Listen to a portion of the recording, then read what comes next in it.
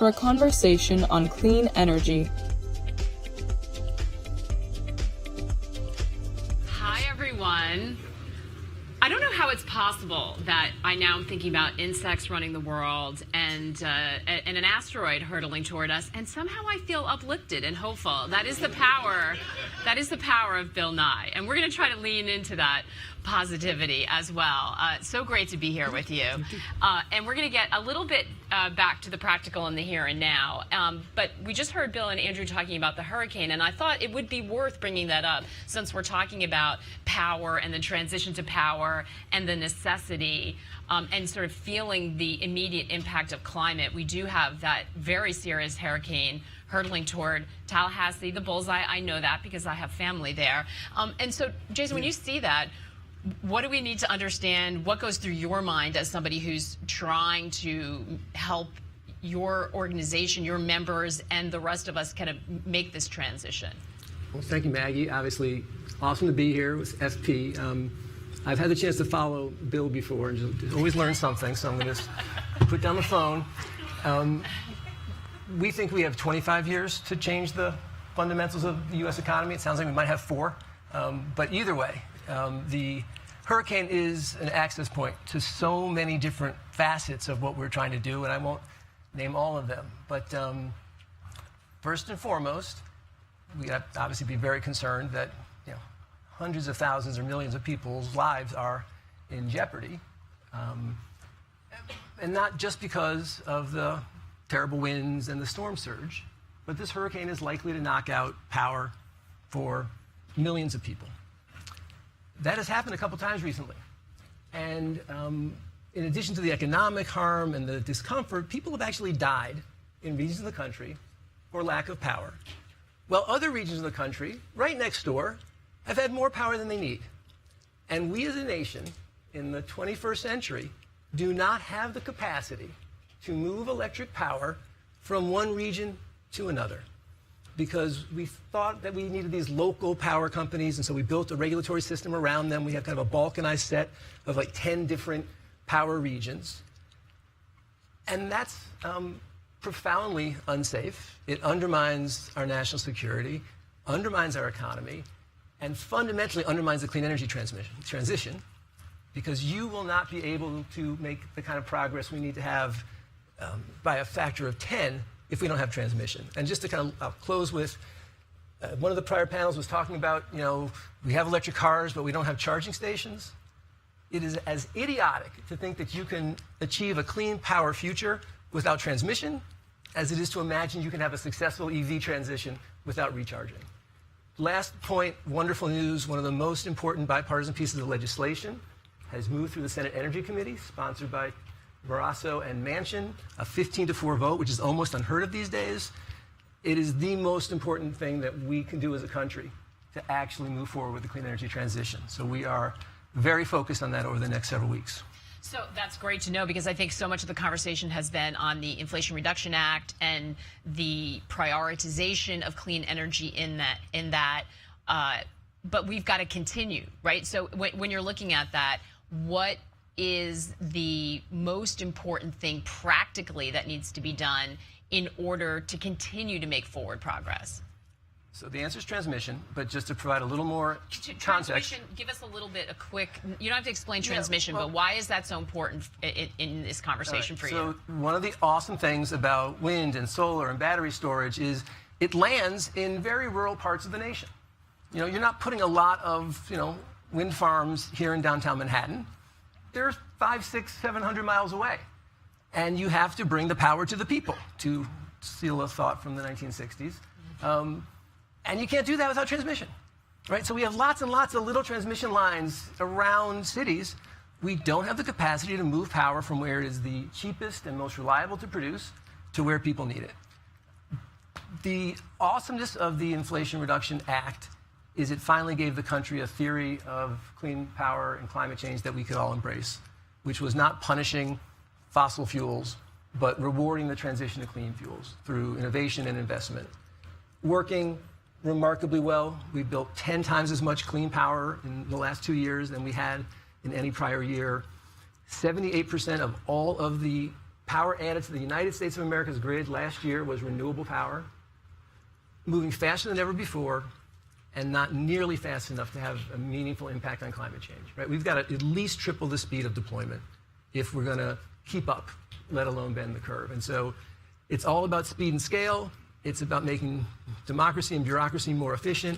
We have the technology, we have the capital. We do not yet have the governance to keep up. Do we have a consensus around how best to execute this? You said there's pending legislation. From a viewer standpoint, it seems like there is still a lot of political divide. Certainly a lot. We hearing as we entering an election, it's sort of been really partisan. I don't know if it's broken down exactly on political party lines the way we think of it, but we hear a lot of it. We see a lot of it on social media. Is that noise what's happening actually on the ground? Do we have consensus and agreement around how to move forward on that critical part? Far more than may meet the eye. So again, the bones of the Inflation Reduction Act were very collaborative. It really came out of a bipartisan bill that Senators Manchin and Murkowski had done to push forward technology. The execution, 80% of the benefits are landing in congressional districts currently led by Republicans. The problem is that the process in which it was adopted was the most partisan, we won, you lost, not even going to talk to you about it bill. And so there's now a lot of just lasting kind of vestigial anger over the process. It's fading. It is fading because members of Congress are enjoying the jobs that are being brought to their districts. It's fading because the dynamics around climate change have become much more centrist. And so I think that there is, our concern is not that we're going to see the Inflation Reduction Act torn up under any future political scenario.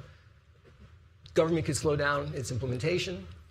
You could see, and this was a topic we will not be able to dive into, but the issues around supply chain and foreign countries and China is probably politically the most challenging question. Let's dive into that for 1 second. We're going to try to do this speed round wise, but what do you mean by that? I'm assuming that it is, we hear a lot of anti-China rhetoric on the political front. There are also very serious national security conversations about securing the supply chain, being so reliant on China for goods. So how does that present a challenge? That someone who works for FP would want to have a speed round on U.S.-China relationships and the global energy transition.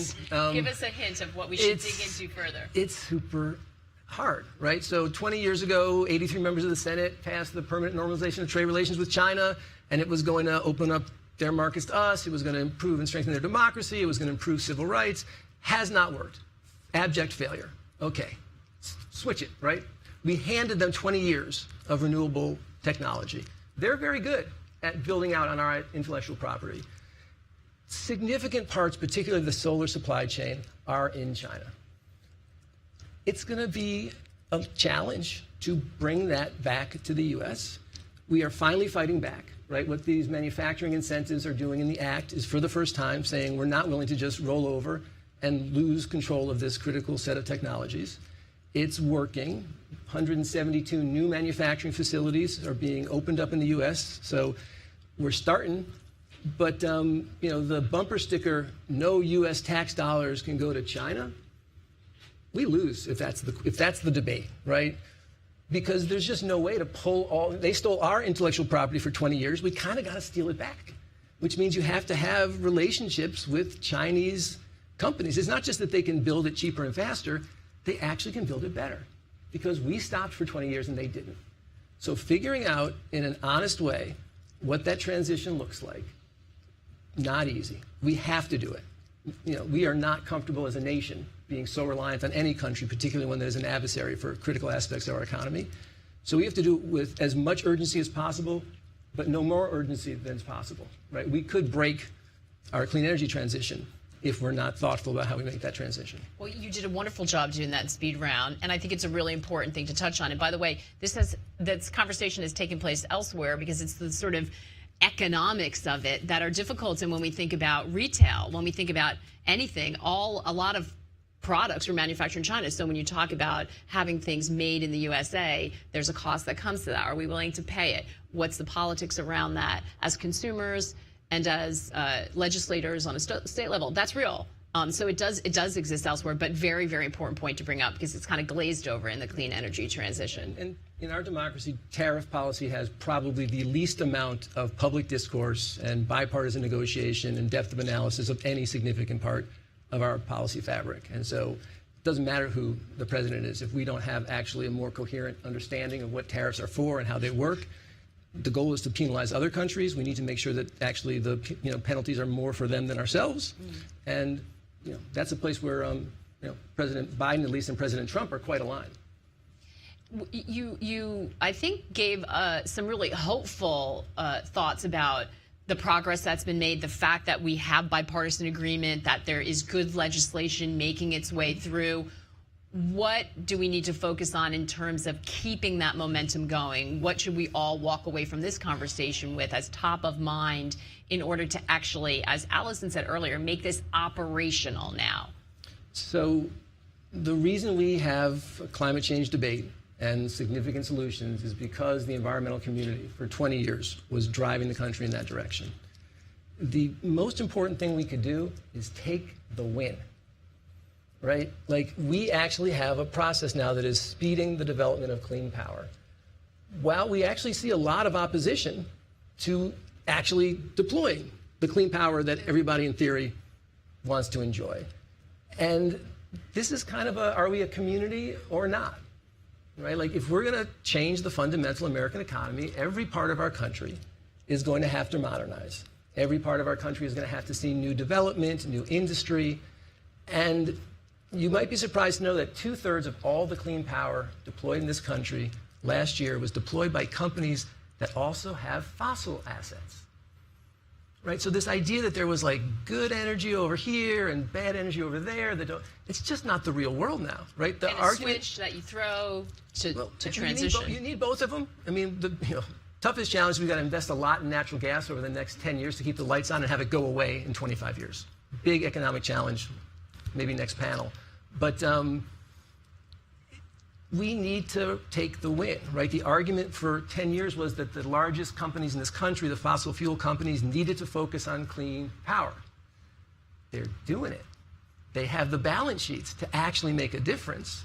But the kind of historic antipathy, a lot of people don't want to let go of it. Like, they like the fight more than the solution. And the next decade, it's got to be the builders who dominate the discussion, not the brawlers. And that's what we're trying to do. That's an amazing thought to leave us with. I love that. And very good advice for all of us as we think about how to position our conversations. Jason, thank you so much. That's fantastic. Appreciate you. Thanks.